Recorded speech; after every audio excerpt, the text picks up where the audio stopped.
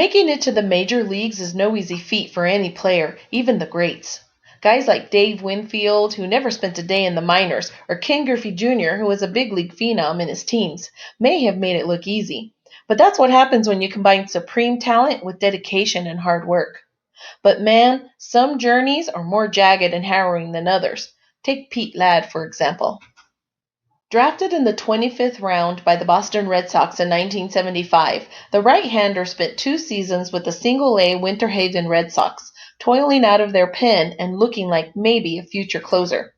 In 1979, Ladd got bumped up to Double-A before the Sox traded him and Bobby Sproul to the Houston Astros for Bob Watson. Houston mostly kept Ladd in the pen with the Double-A Columbus Astros, but his 1.80 ERA was enough to convince Houston brass that he was ready for a major league trial. In the heat of a pennant race with the Cincinnati Reds in the old National League West, Ladd appeared in 10 games for the Stros down the stretch and registered a nifty 2.92 ERA. Though Houston fell short of Cincy in the standings, it looked like they had at least found a piece of their future bullpen in Ladd. However, something happened on November 19, 1979 that changed the trajectory of the entire Houston franchise. On that date, Nolan Ryan signed a free agent contract, the richest ever to that point, and left behind the California Angels for the shady climates of the Astrodome. That move may not have directly ousted Ladd, but it did crowd the pitching staff. And when the dust cleared in the spring of 1980, Ladd was back in the minors. He stayed there all season, moving from Double-A Columbus to the Triple-A Tucson Toros along the way. Then, after another season in the desert, the Astros shipped Ladd to the Milwaukee Brewers in exchange for Ricky Keaton. So at age 25, Ladd found himself with his third organization, his only big league experience 3 years in the rearview. And then the Brewers sent him to the Triple-A Vancouver Canadians to start the 1982 season.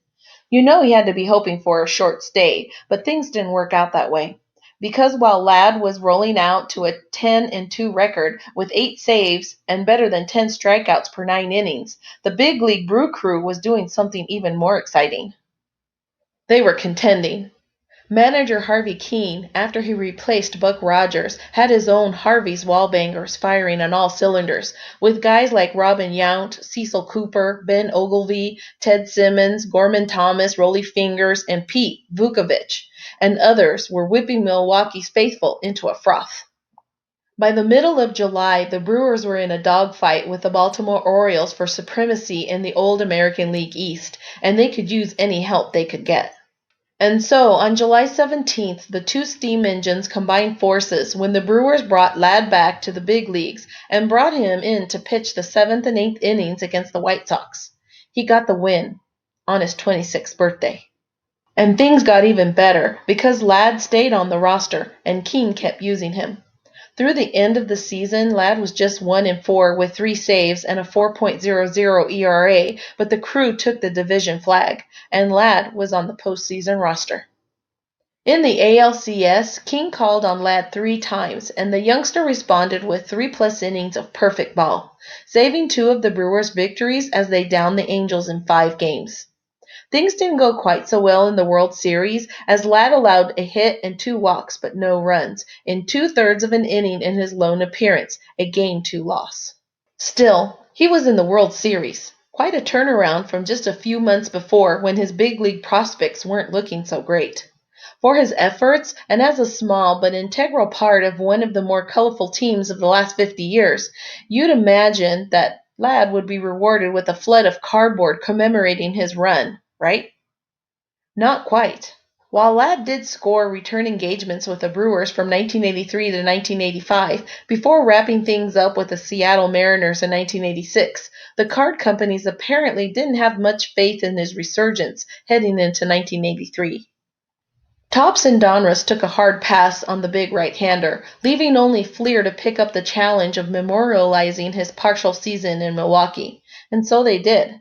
And you can see the results on his Ladd's 1983 Fleer baseball card.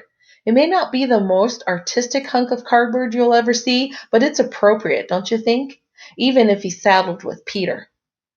I mean, there is Ladd in that iconic Brewers uniform, grinning ear to ear.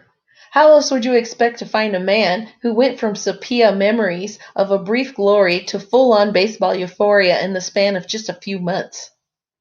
Maybe, just maybe, he was looking forward to the reactions his back-of-card human interest snippet would engender among collectors across the land.